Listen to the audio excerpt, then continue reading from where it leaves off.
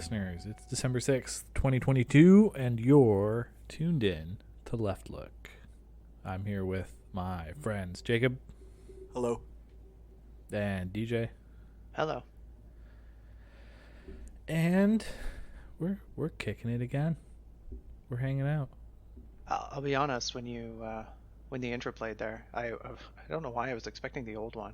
Expecting that synth opening, and I just got hit by some hard riffs. You got hit by the hard fact that our little known friend and musician Adam Dallin, please check out his music on Spotify, kicks the shit out of the ubiquitous Synergy Seekers and their highbrow, super well performed and really professionally produced music that we were stealing. Yes. I would opt to take Adam's music any day of the week. Would too. Yeah. And it's not just because. That's not just pandering, folks. No. Absolutely not. We're definitely not pandering to our audience. This is not just nepotism. He's like our nepotism? one listener. Is that what I'm thinking of? I think nepotism has to be related by blood. I'm not sure if that's the case. I'm not sure. I think this is insider trading. Yeah, okay. Fraud. I'm on the fence. I'll be told either way. I'll go fraud. Maybe then. Okay. Yeah. I think both are fine. Yeah.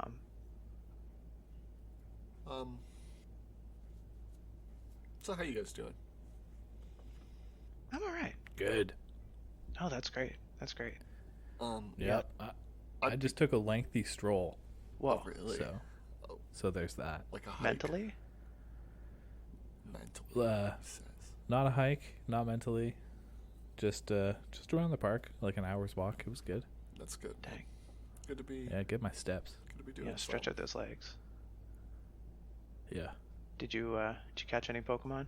Did you find any Pikmin? No. Oh, I forgot there's a Pikmin version. Yeah. You know what else you're forgetting?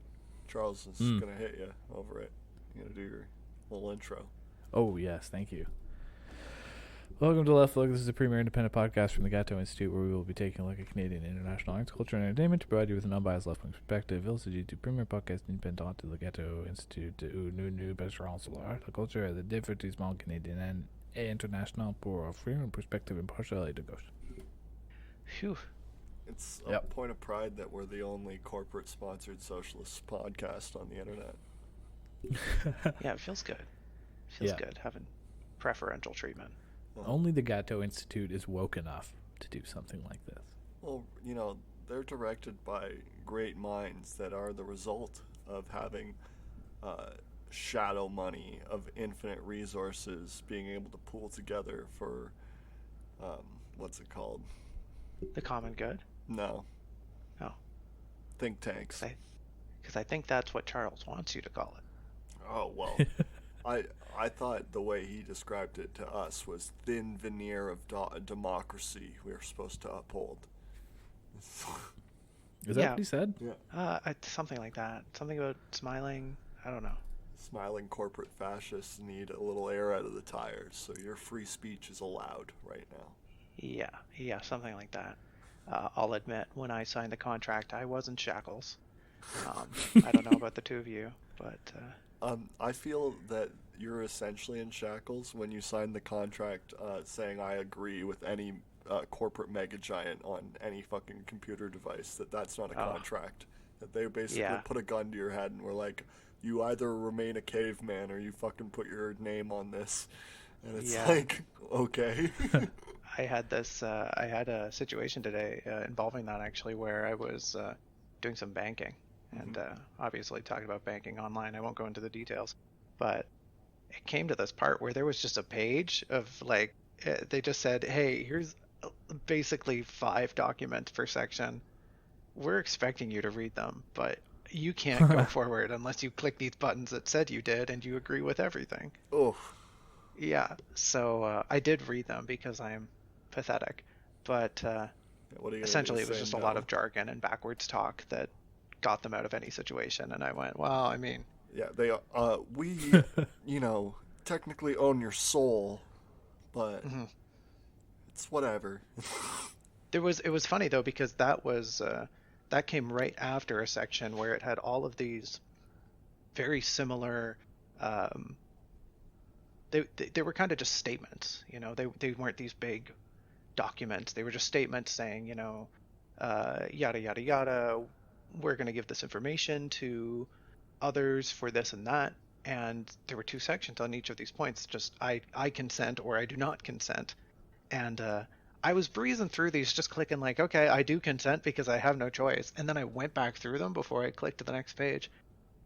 And wow, the graces of the bank actually allowed me to click I do not consent on all of these forms.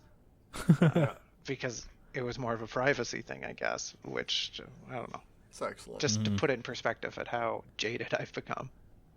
Yeah, I feel like that small victory you feel when you click the only one of the 3 or 4 boxes that are there that you need to click to move on, and you feel like that's a victory. Yeah. You should feel really, really low and pathetic at that point. I feel the same fucking sense of victory, don't get me wrong. I'm not trying to, like, really shame you, but, like, yeah.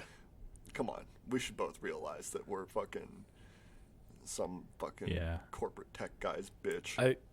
I get the exact same sensation when the cookies pop up on a website and you can opt out of all. Yeah.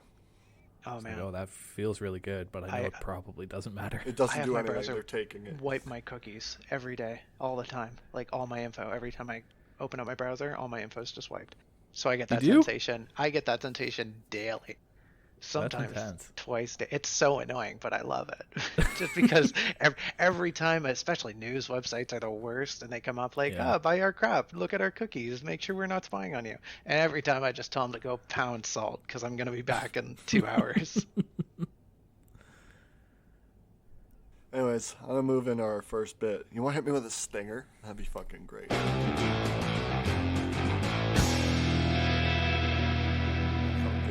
You just got stung. That felt great.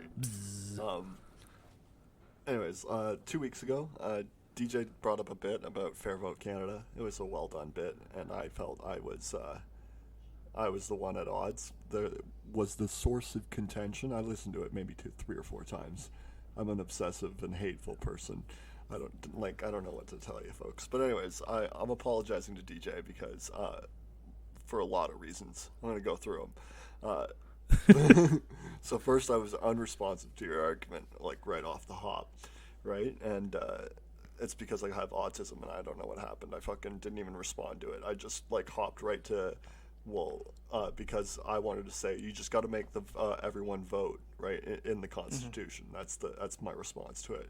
But I just jumped right to the ICLC after that because that's my fallback after that, right? Because it's got to be. But anyways, whatever. What's the ICLC, just for clarity? The International Communitarians Loyal to the Crown. Right, thank you. Yeah. Long-time listeners will be aware of this lore. Anyways, and then I was inconsistent on the hegemon. You called me out on it, and I dismissed it, but I was right. You were right, because my wish is for no hegemon in the world, but I would also, I have said on air before, thinking back, that I would be okay with the Brits as world hegemon, right, because of the way they run things. And so you're right, I am being inconsistent there, but like I don't think it affects too much about what I'm talking about, because the way the Americans run things is a hegemony that I want to resist at all costs, right? But like, yeah, anyways, it's not that. Yeah, I'm with you there. I understand the point. Yeah, not that bad of an inconsistency, but I am inconsistent. Good thing to be called out of. And then I said something like, I feel attacked, but that felt real cringe listening to. And because I'd fucked up the response, right? And I had also not even fucking addressed my own inconsistency there. This is a long apology, Julian. You better not fucking interrupt me with the, don't feel bad about things like this. No. I feel bad. No, I have sage wisdom, but I'll save it for the end. Thank you. I don't remember what some of these notes mean. It's terrible. I was going to do a position defense that on you saying like you being okay with fucking hegemony not being around, just letting the whole thing collapse. And I was gonna compare society to the Bronze Age collapse and how we would just end up in the same feudal religious barbarism all over again, and it would just start again. And that's kind of my defense against anarchism, but it's not worth doing, so fuck it. Julian was clairvoyant halfway through the argument, and I dismissed him too. He said auth left and lib left. This is just like a perpetual argument. You guys are just fucking at loggerheads. We should just let it go. And I was just like, no, we're just going to keep arguing for no reason. Well, we have to fill an hour. I guess. But, you know, I don't want there to be anything but amicability between us at the end of the day, right? I assume I'm going to be canceled most of the times for my authoritarianism, but, like, I come with good intentions. At the end of the day, the left is the left, right? Yeah. There's a more pressing issue to deal with. And at least we can come together and go, okay, well, you know, at the core, our values are this and this, but attaining them, perhaps the means of which coming to them is different. Yeah. And I did tell the joke in that episode that, like, what do you get when you get two leftists in a room and it's 3 breakaway parties? We're always going to be bickering and ridiculous. Like, yeah. But maybe that's Charles's ultimate goal with this podcast. It's just to form everyone on the left has their own party. That's the real goal of authoritarians.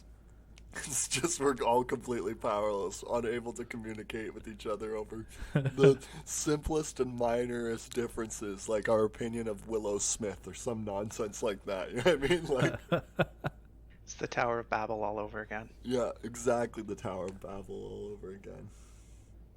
Speaking of the Tower of Babel all over again, Chapo Trap House, who I was going to bring up, and I think we're going to bring up a lot more often, listeners, because I've reflected recently, and Julian said in the group chat basically like, duh, you're an idiot, of course we are, that we are just a shittier Chapo Trap House, and that's fair, that hurts, but it's fair.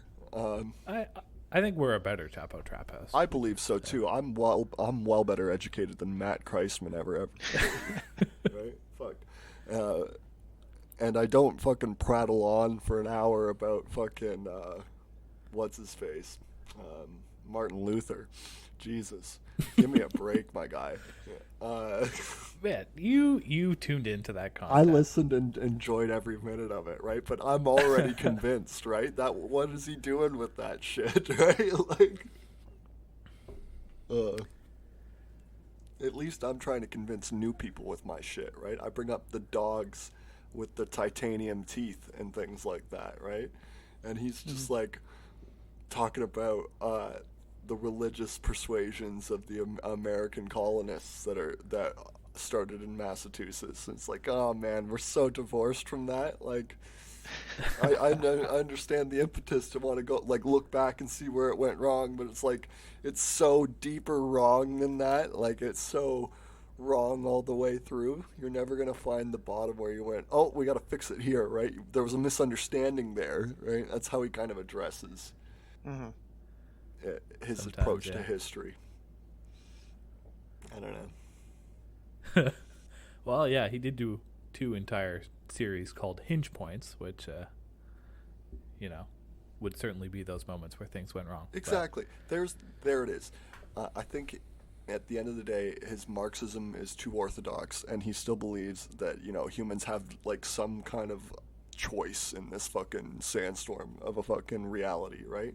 And that we're all not just bots. We are bots. It's okay to be a bot. You know what I mean? Beep boop. Yeah. That's robot for I agree. In case you're bottish, your bodies is a little rusty. I took the ethnic acknowledgement of their culture as, solidarity.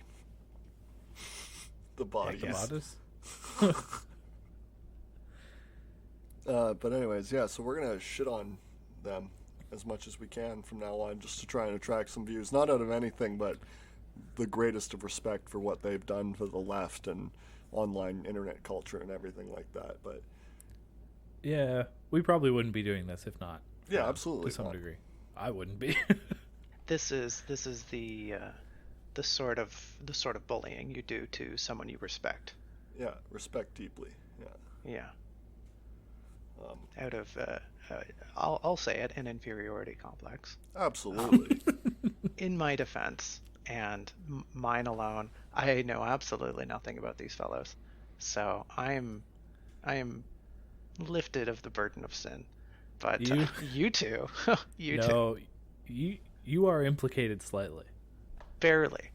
because I sent Barely you those slightly. D&D episodes. You did, and I listened to one part and then forgot about the other. They are still sitting, waiting to be listened. It was a ride. And that's all I got. So As a DM.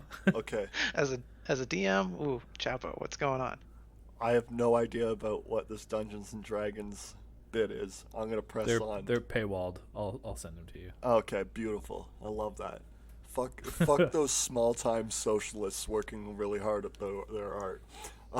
They don't need the money. Yeah, I guess they don't need the money anymore. But Yeah.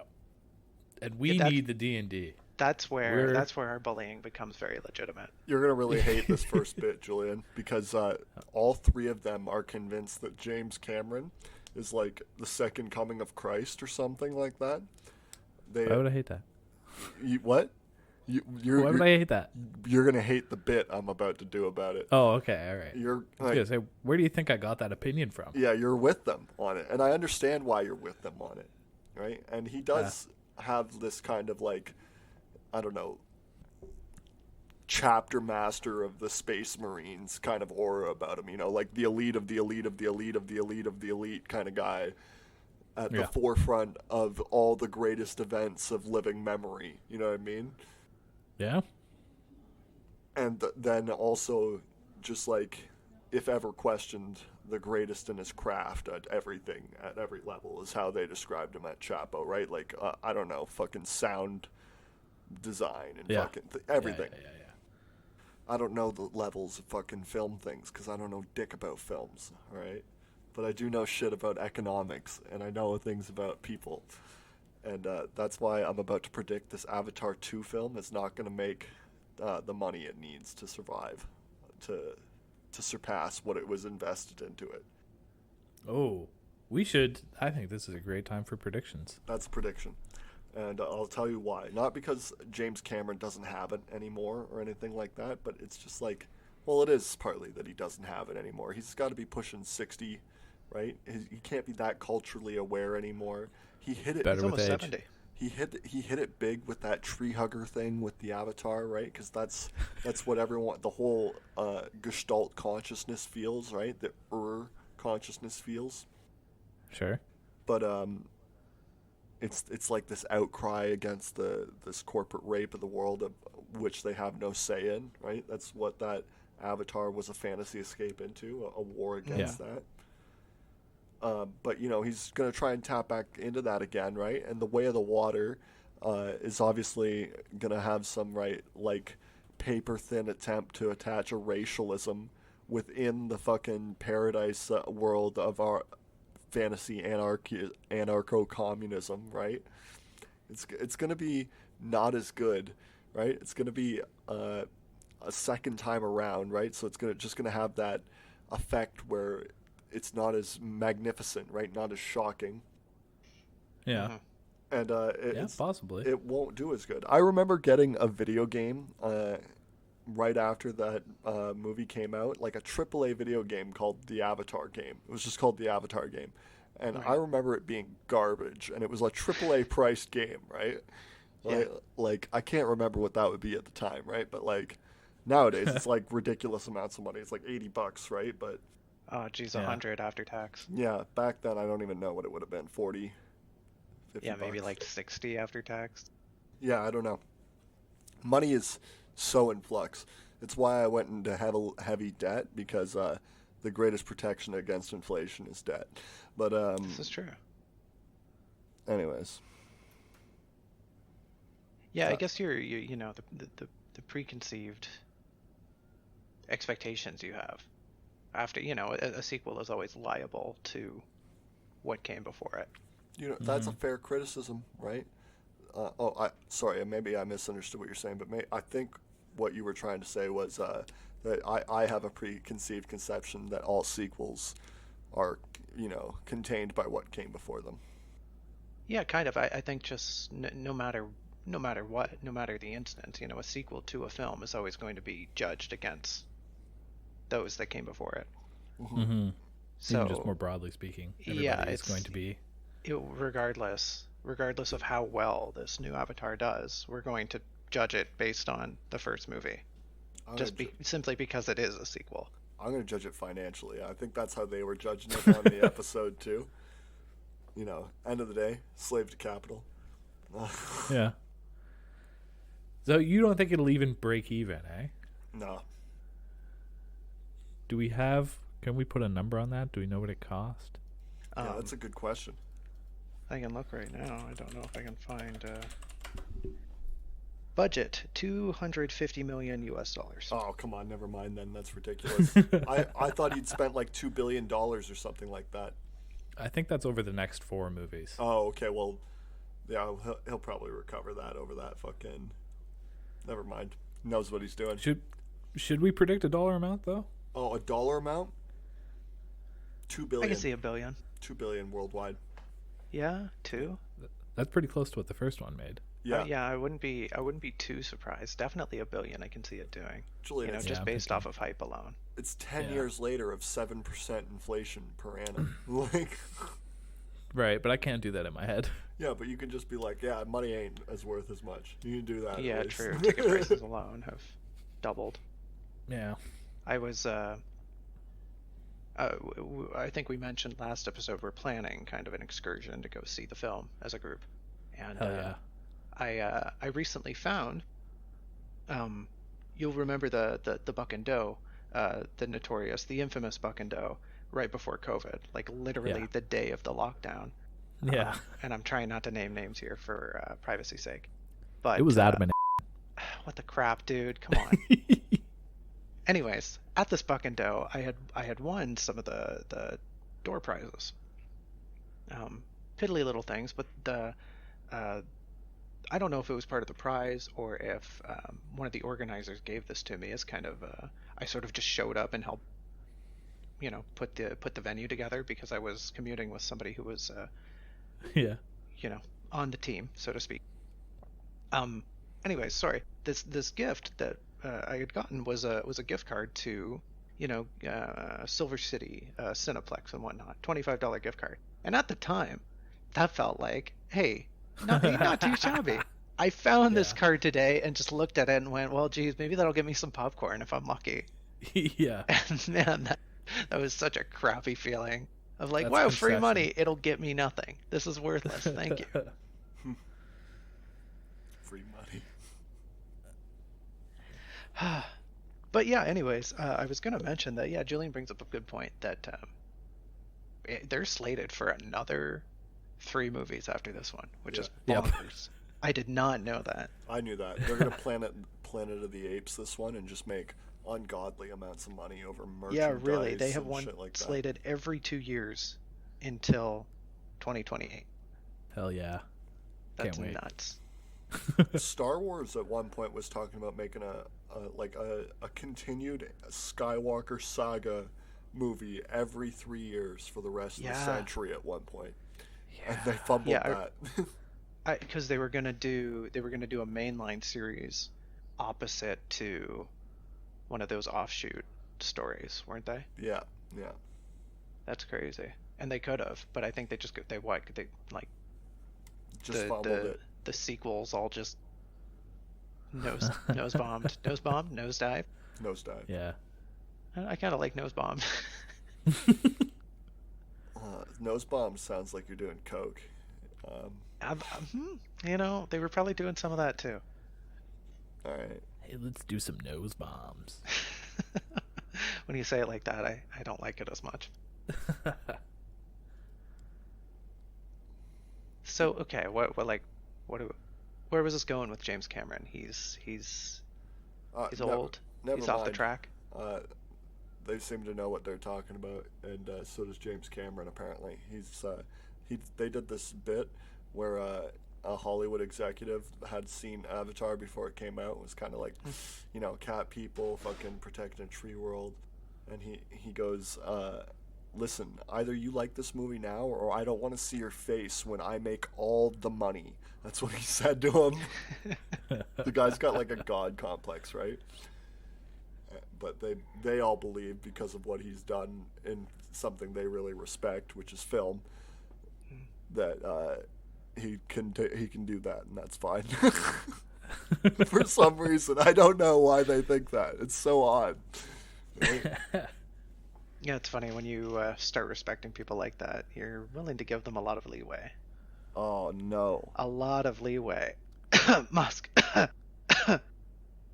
The people Sorry. I respect, like, will deny their own divinity until the end. You know what I mean? Like, they would always be humble in the search of fucking more glory. You know what I mean? Yeah, humility is a very Potent becoming weapon. virtue. No. Tomato, tomato, becoming virtue, potent weapon, same thing. Yeah, I mean, depends on how you look at it. But- you might, if you give it a left look, hey, Ooh. hey, Left looking it, to continue the perpetual struggle between auth left and lib left. We're doing the plum. I think it's the plum tree. The plum tree fucking conversation between Cao Cao and what's his name? Liu Bei? No, yeah, Liu Bei. Thank you. Yeah. Anyways, you use righteousness and truth as a sword. It's good. It's good. It's always good. Yeah, I mean that's just what it comes down to at the end of the day. Mhm. I had this is kind of off topic. No, whatever. I had this interesting mental image of like the quadrants, the four political quadrants. Yeah, the I political was compass. like, what if the two left ones were the eyes? What if each one was just one of the eyes, and we're both making up the eyes? We're working together, Oh. but we're different. Yeah. I don't know. Maybe Just there's just allow me a cute analogy. You. a fun new album art on the way, everybody. Hey, yeah, there we go. The political compass rotated 90 degrees. So we could put the eyes on the two left ones, and it still I looks just all spin right. that compass like a twister wheel. Yeah, the colors that the political compass memes on Reddit adopted have become ingrained in my mind associated with them, right? Like, Oh, you yeah. could put those quadrants anywhere, and I would understand what you were talking about. Yeah. Yeah, The it's blue, like the purple, the green, and the red. You turned on your computer and you're like, what is this? The political compass operating system? Exactly. that's why they had to change it. They had to get rid of the colors. Reddit really ruined that for them.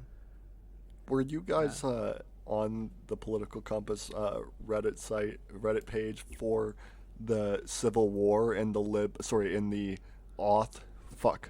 in the lib right? Yeah, I did that right. The lib right section. There was a war between those that wanted it purple and those that wanted it yellow, and the yellow were these ANCAP corporatists, right, who wanted to an anarcho-capitalist state in America, and then the purples were like the monarchical fucking minimalists, right? Like, there was such a particular and weird intersection of really fanatical fringe people, like. I'm glad there's infighting on the right as well. Yeah, not as much though. Come on, like, and fucking, what's it called? I forget them again. Libertarian right? They're so insignificant. I can never remember their name, Julian. Like, they don't exist as a people. They're like. What do you mean? They're like a CEO or a businessman, right? They don't ever ascend to power within nation states. They're always just like money, money, money, money, money, right? At the end of the day, they can be ignored, and they always are. The Libertarian Party is the third largest party in the United States. That's a fucking what's it called? That's a psyop of the reactionary right? That they're attacking people's like understanding and awareness of the world to such an extent that they want no government, so that they can impose their own reactionary theocratic world fascist government, right? Mm-hmm. That's all that no one in the fucking America is actually libertarian, or like the people that claim to be libertarian, those that actually are is like got to be 1 in 1,000, I believe, right? Less than the rate of hermaphrodites, I'll say that. Yeah, and quite I don't want to say paradoxically, I don't think that's right, but whenever these people are confronted, they immediately just fold, like, well, wait a minute, hold on. Yeah. Maybe haven't read Ayn Rand. Yeah, maybe authority is kind of good, you know? Mm-hmm. You know, you look at all these untouchable business magnates, and as soon as their position of power is threatened, they're like, whoa, hold on a minute, you better stop that. Yeah. You're under arrest. You know, the authority comes in when I need it. People making $30,000 a year are just like so fanatically devoted to protecting people who make billions a year. It's nuts. It is crazy. What, just to get on Mars? Folks, it's not gonna happen. We could stay on Mars if we took what he had. Right? That guy ain't taking us to Mars, right? He can't even run a Twitter.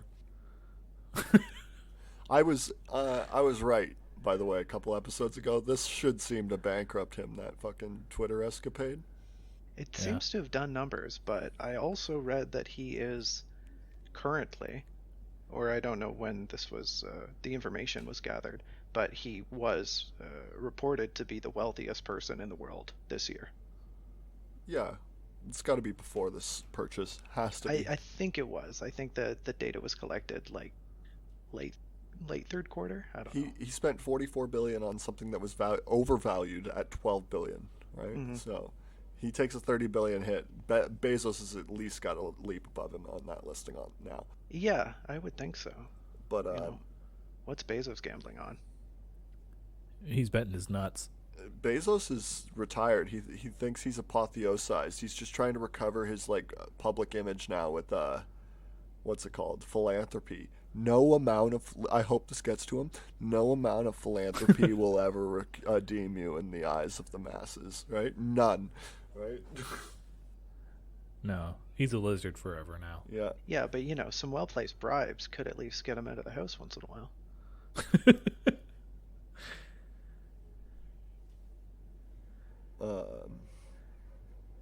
Yeah, I don't know. Well, we're about half an hour through. I think just slip in a little ad break here for Podbean. Download Podbean. Listen to us on Podbean. Yeah, Podbean. It's the beaniest. Do you remember when you used to read full fucking ads and then like insist that was hilarious? I was dying. I was like, Julian, please, no, not another Ford ad. And you were like... Well, that was the Ford one was specifically so I could segue into something else. But oh, was it? Yes. I'm just too stupid to pick it up sometimes. It also doesn't help that Ford paid him a lot of money. Yeah, for the record, I still think it's really funny. I know you do. Yeah. Oh, Podbean. Don't forget to comment as well. Don't forget to comment. Using Podbean, download the Podbean app. Yeah. Comment on our stuff. Has anyone commented yet? I said I would reply. I don't believe so. That's good. I didn't really want to reply yet. You know, if you want comments, we gotta hit up YouTube. People on YouTube are just so ready to comment on everything. They really are. It is just a dumpster fire in the comments all over YouTube all the time, and I both hate it and ignore it and love it at the same time. I want to start a YouTube channel where I just read into the fucking void and just steal people's stuff that's, you know, not within the commons yet, and just read for people for free. I want to start that so badly, but I can't work up the willpower. I don't know. Oh man, you just gotta do it. That's one of those things you just gotta start doing. Mm-hmm. You just gotta such a fun hobby. Make the account or something. I don't know. Find a really cool avatar. Find like a motif. I don't know. Find an angle that motivates you. I think voice acting is a fun pastime, fun hobby. Well, there you go. Yeah, do some recordings with some silly voices. That's what gets you into it. Like Jordan Peterson, our famous. Yeah, there you Jordan go. Peterson. Do it in one of your impressions. Read. I don't know, the Grapes of Wrath as Nixon or something. You know. Read Jordan Peterson's book as Jordan Peterson, and then claim it's him and fucking. Oh, jeez, and try and make money off it. Ooh, Praxis. Yeah. Yeah. Yes. Oh my god, that'd be so funny. Just a channel titled Peterson Reads. Yeah. And then it's his books at first, so you draw listeners. Yeah, and just if that doesn't pan out, just start reading children's books or something, you know, really have him struggle on words. Fairy tales. Have him call out to his wife when he can't pronounce a word. Ah, man. Just muted myself in the Discord. Did you pause the recording? Didn't pause the recording, silenced the recording. Okay, alright. And then coughed really loud. Phew. Like, just a professional now, you know? Just the hiccups are being ironed out. Just want listeners to appreciate things like that. The coughs and the hiccups. Yeah. I'm Not gonna the chair learn. squeaks, though. Yeah, the chair squeaks. I'm sorry. No, I think he was talking about his own chair. Yep, I got a good couple squeaks in there. I'm not editing those ones out. Those can stay. I'm gonna learn to edit this week, so I just don't send it to Julian. I'm not just like, do this. Oh, it's easy. You'll pick it up in no time. I looked at a 2-minute video today. I think it'll be all right. Yeah, it's just technical. It's just like knowing your way around the program is already 80% of the job. Yeah. What do you do specifically, DJ? Do you do like a noise suppression pass? First pass, I go through and manually silence what I don't like, what is just not needed. Okay, sorry. Do you listen to the whole thing in real time for that? Yep. Wow. Yeah. All right. Well, I mean, there's a lot of white space, right? So I just plow through that. I suppose. Yeah. Okay. I've gotten to the point where I can tell, you know, while I'm listening, I'm like, oh, you know, that's an that's an that's a nope, that's a yuck, you know, stuff like that. That's cool. And then And you leave those in, or do you take those out? no, I usually leave them in. Yeah. What Okay. I'm saying is I can breeze by those, and then I can pick up like, oh, there's a crackle. mouse click, there's like right. a knuckle crack, there's my chair squeaking, and then I just go in and omit those, and then after that I do a noise reduction Noise pass. suppression. Yeah. Cool. And I think I mentioned this last week, or I was going to, and I didn't. But recently I've been going in and I mess with the envelopes, the sound envelopes, so that if I'm sure I'll have to do it a few times here because I noticed some of my laughs have peaked. So if a sample peaks really bad, I'll just take that little section and just squish it down so it fits with the rest. Yeah, I'm gonna Okay. normalize the whole thing. Yeah. They said Control A and then normalize. Yeah, that'll, like, if you just want to do a quick pass, that's more than enough. I'm just a peasant about it. Peasant sounds like you're A peasant. not. Yeah, not just what you an meant. audio peasant. That's like a craftsman. Is I think what he means. Maybe one artisan. day. One day I could evolve. When I hit An level like apprentice. 17, There it is. I'll evolve into An an audio aspiring engineer. craftsman. Yeah. He Alright, used well, peasant as a backhanded compliment to himself and a distancing from us. Julian, you have to assert yourself into his shoes. Yeah, good luck. I don't follow. He's got bigger feet than me. He won't fit in my shoes. Yeah, and I also have not really been editing my tracks, so I will start doing that, I suppose. Yeah, if you want. There's no pressure. I oh, mean, you if haven't Jacob been is, editing then- them? Fuck. Like, it sounds like you have been doing better on the audio side, Well- so I assumed you were doing something. I will edit the master, like once all three of them are together, but I don't do anything for mine specifically. Oh. Ooh. Yeah. Yeah. Gotta get rid of them whatever you're coughs and doing shit. must be helping. I mean, it's not hurting. I don't think. You do better every time, I think. Aw. Thanks. This next one you should just scrub it. Yeah. Just add like a gray noise layer just to piss Jacob off. Some static. No. Well, I've already gone out of my way to make sure I have to beep one thing, so True. if anybody wants to say anything crazy, we could beep that too. feel like you're not going to. I feel like this is a Yeah, just set you guys up. this is a prank. Okay. Yeah, go ahead and say a slur, guys. Yeah, now's your chance. One time only. Charles won't find out. Don't worry. No, I'll beep it. Back. You Oh, greaser. a whack, Yeah, you wop. a jape. Okay. Now I'm not sure which of those I actually have to Yeah. beep. We didn't really go all in enough. Sorry. I really love outdated. What's the word? Insults? Not insults. Like, fuck, racism, Slurs? but less than racism. Xenophobia. Yeah, I think that's the word. That's a good enough word. Bigotry is another word. I really love outdated things like that because they have become so meaningless, and I like to use them just to remind people of how ridiculous everything is, right? Like, Polak is a good one. Like, no, who hates Polish people? Like, that's craziness. I don't even know any Polish people. They're just white people nowadays with weird last names, right? Like, They're just vibing. It's they're cow farmers in the Midwest. yeah, they're all over the place. I recently finished a compendium of the entire, well, not important, the entire Brothers Grimm fairy tale collection. You're just a reader, man. Really respect that. I just like books. What can I say? I just like sitting down and escaping from this reality for a little while. I hate fiction. I have to make myself read fiction because it's good for your soul. Yeah, it is. It fosters empathy, which is, in my opinion, real good. I read like a anyways. duty. Sorry, but anyways, go ahead.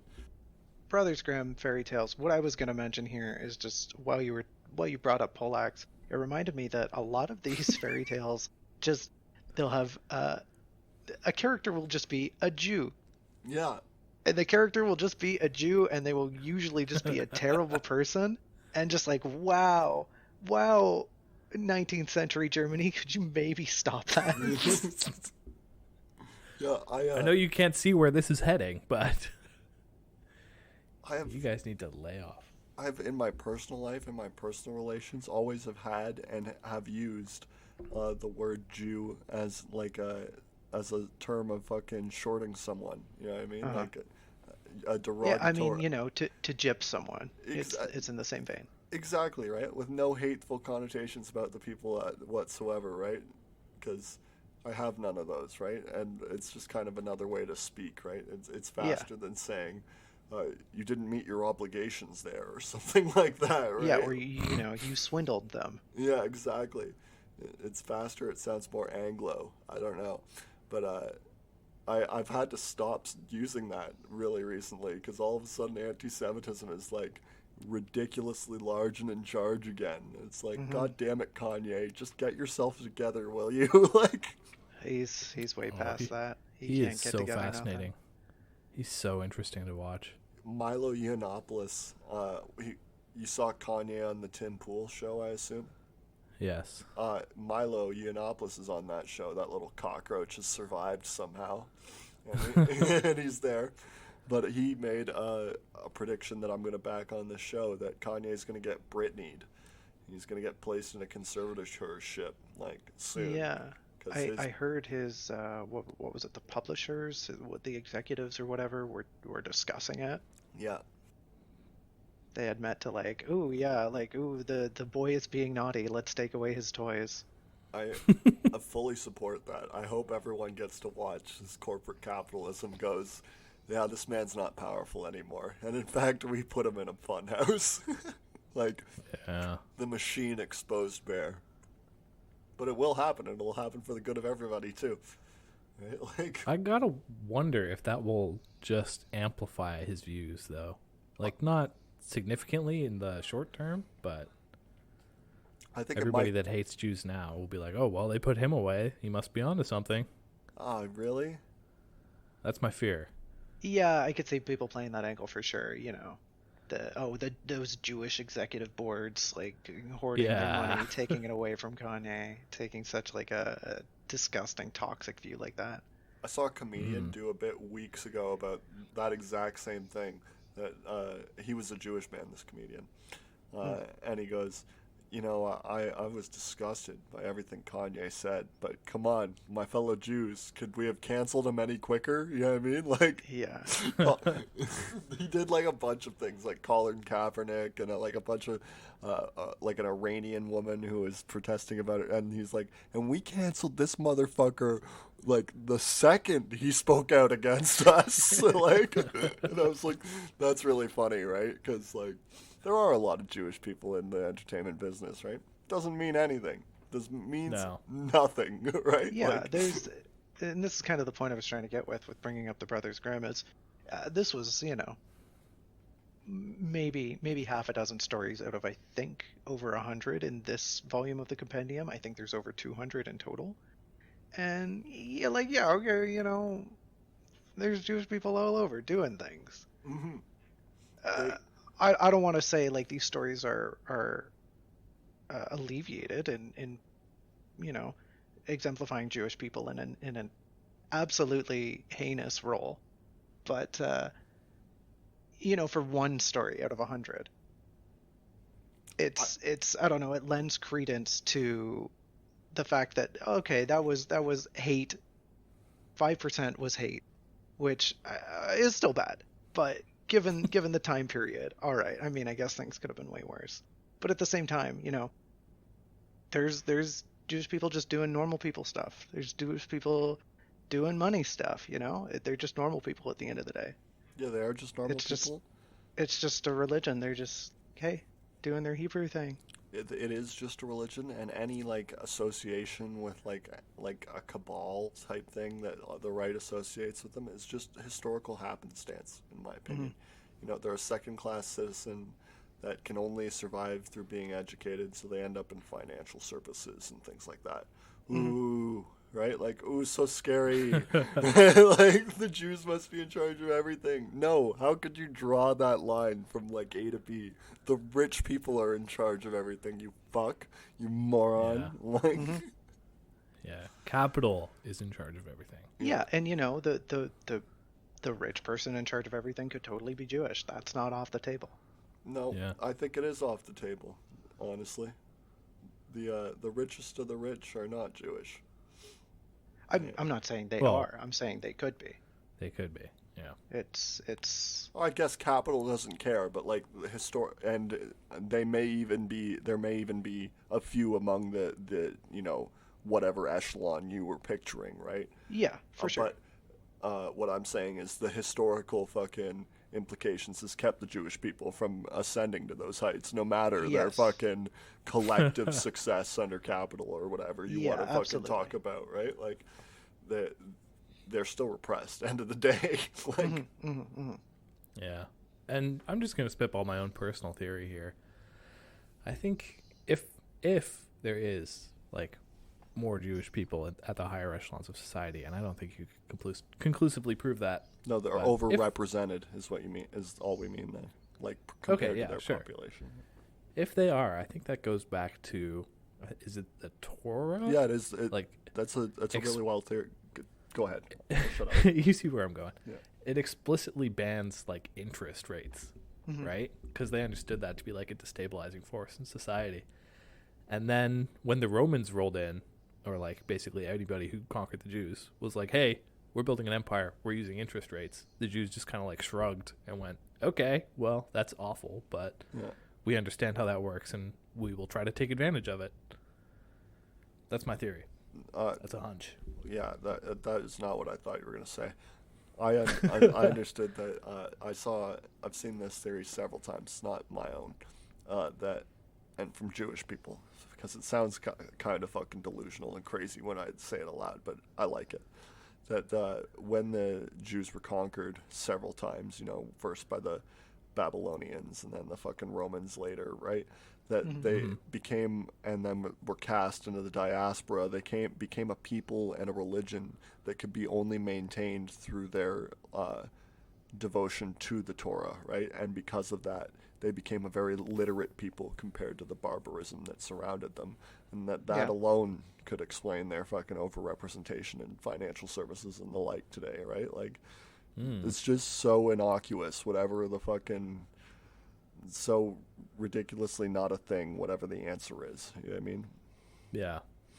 But your answer sounds crazy to me, because I don't know that the Torah does say that interest rates are bad. I thought the Jews were the only ones who were allowed to fucking lend, because they were the only ones who believed in usury. Well, actually, if I remember right, they only believe in usury to those who aren't in the tribe. Who are Jewish. Yeah. Yeah. Yep. But I mean, that's probably just an adaptation from being conquered so many times. Probably. I fucking have no respect for nationality as an identity. You know what I mean? Like, the Jewish people especially, you know, during the Babylonian captivity, they just make up some fucking story about Egypt, right? 500 years earlier. And then, like, wandering idiots, like, and that's not a special attack on Jewish people, right? All people are wandering idiots, babble this story to themselves for the next, 3,000 years, right? And it's just a fake story. It's just not true, right? Like, crazy. Yeah, that goes hand in hand with anything coming from, a few millennia ago. Look at all the stories from all of the Bible. That's just absolute BS that everyone's willing to be like, no, this happened. John and Luke and Matthew and Mark all met Jesus, even though they all lived hundreds of years apart from each other. All of them met Jesus. Decades. But yeah, I don't know. We're coming very close to a cultural shift moment where atheism is about to become the majority, and it's gonna be wild. I don't know what's gonna go down, but it's gonna be fun. Can't wait. Yeah, it's weird. 20 years ago it was 15%, and in 2020 it was 35%, and it will become majoritarian, in my opinion. Julian, continue. Okay. Well, I don't know. All I really encounter is just like increasing Christian conservative uproar. So my perception tells me that that's on the rise, but I haven't actually seen any numbers. So maybe they will win. But I believe the godless fascism is upon us. Where religion is aplenty and just like crystals and superstition and things like that. And there is a god beyond naming, probably like the Baha'i god. The Baha'i god. Baha'i. They they believe that all interpretations of God are just like, shades of God, and that they believe in a God beyond that. And their prophet was only alive like 120 years ago. Oh. I lived with a Baha'i. Very, very weird, interesting beliefs. But anyways, that's what I think the future of all religion is. It's just this like effusive, hard to fucking name, hard to fucking pin down fucking theology that exists outside the state, which is just like this empty corporate fascist fucking never-ending machine. Yeah. Just having a religion for faith's sake. No religion. Not built out of any belief, but just like, here's your, like, go do your thing, go do your worshiping. Like, if that's gonna keep you busy and complacent, then yeah, go. The liberal class will embrace like a religion of reason, rationality, and things like that. Yeah, they already have Largely spiritual humanism, right? But it'll become not just like the guiding force of the intellectual class and the professional class. It'll become like very widespread, is what I'm trying to say. Like, no belief in God basically anywhere. Yeah, it's I have to wonder if this might come about because of kind of like a cultural assimilation with religion. And I guess by that I'm kind of thinking about, the Japanese belief of Shinto, where a lot of Japanese people claim to be atheists, but are, devoutly Shinto because their religion's kind of just part of life, And I don't know, I can kind of see that going Islam customs become just part of Islam life. Christian customs become, oh, we're just doing the Christian things. Whatever, we're not doing anything crazy. But it's apples and oranges, really. Yeah, no, I think you're right. There's a lot of like Protestant ideal baked into just Western culture writ large. Mm-hmm. For sure. I think it'll become like really empty and really fucking decentralized, and then there will be warlord prophets who take up their own name. And it's the circle of life, you know. I'm not fucking making up things here. Yeah, No, I mean, it's happened in the past. It'll happen again. Exactly. I'm not an imaginative person. We all agree on that, right? For me to come up with something wild like that means I'm not pulling it out of the air, right? Like, Yeah, you're not pulling it out of the air like you're claiming to be Jesus's brother. yeah. I listened to an hour of Matt Kreisman dunk on the history of the Mormons today. Speaking of the Chapo Trap House. There's some we gotta look out for. Oof, those Mormons. The Mormons are a force that will need to be put down at one point. Yeah. Isn't that crazy to say aloud? Like, it is. It's nuts. Remember, I always am reminded of, old Simpsons and South Park gags where, the joke was just, haha, the Mormons. But now it's like, oh yeah, oof, the Mormons. Oh yeah. This growing cult of 1 million people that, went to war with everyone around them until they found their own state. Like, what? Yeah. Yeah, and now they're just trying to outbreed everybody. Outbreed, ethnically cleanse by stamping out the rest of their competition through just boinking. Just constant boinking. Not just boinking, like constant boinking and the patriarchal structure surrounded by an investment in what's it called, multi-spouses, right? Having polygamy. Thank you.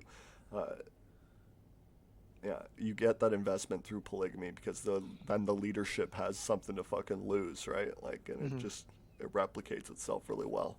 Isn't that what the Handmaid's Tale is largely about? Yeah, The Handmaid's Tale is largely not a great piece of art. I don't know how that fucking came about. It's a dystopian future about Mormon takeover. A Mormon-esque. With that kind of lens, maybe I'll check it out. It is on my to-read list.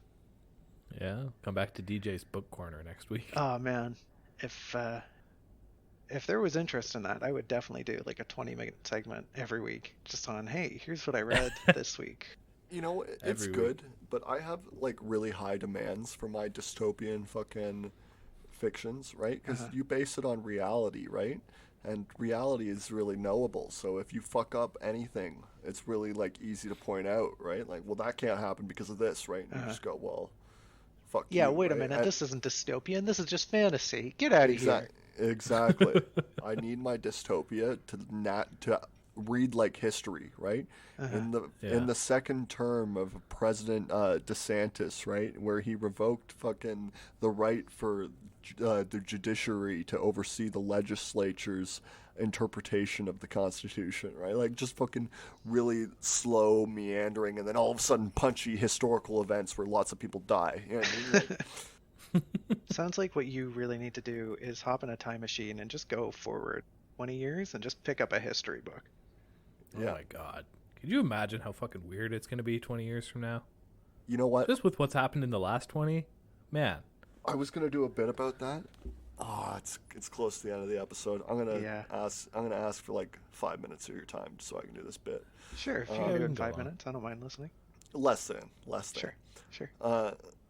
So I was going to talk about this guy that he's a philosopher. His name's Bertrand Russell, right? And I was going to talk about him in the context of I want to talk about atheism with you guys sometime, but not now, because Bertrand Russell says when he's asked, "What are you going to do when you meet Saint Peter?" He'll say, "Not enough evidence, my lord," right? And anyways, he's a philosopher who died in the 60s, I think, the 60s. And I know people who have talked to him, right? Sure. But he's only interesting for this conversation because his grandfather, who raised him, spoke with Napoleon in 1814, right? When the British had him in Elba, right? The first time the British had him.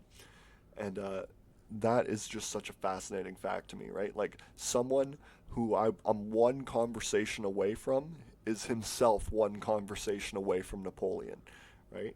And it makes me think of, like, ants, right? When I'm thinking about people as ants, I'm always coming back to this, I'm sorry. But, like, they're just chaotic and dramatic shifts that populations can endure, can experience. And so I wanted to follow up that example of fucking the philosopher Bertrand Russell with the example of this guy called Antigonus Monophthalmus, right? Okay. And Monophthalmus is just a title that just means the one eye. And he was a general of Alexander the Great, right? Okay, so he's born in 391 BC, right? Okay. The 100 years before that, the wars between Greece and Persia, the 300 war, Right. that? Yeah, that the, happens.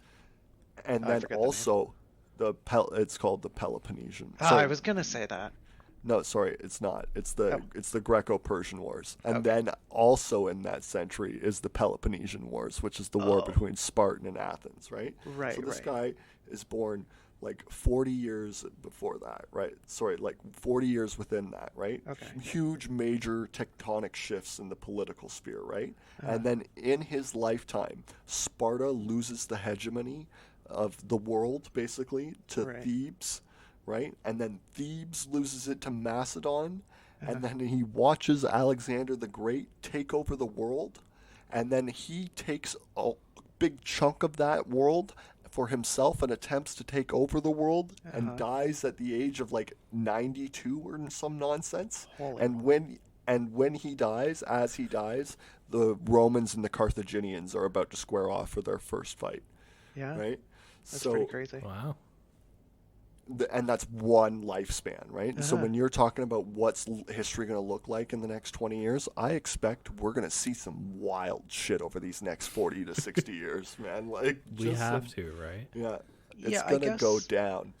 Saying that, it really has just been like what, maybe the past 3 generations at most who has known like a pretty, Peace. very quiet peace. Yeah.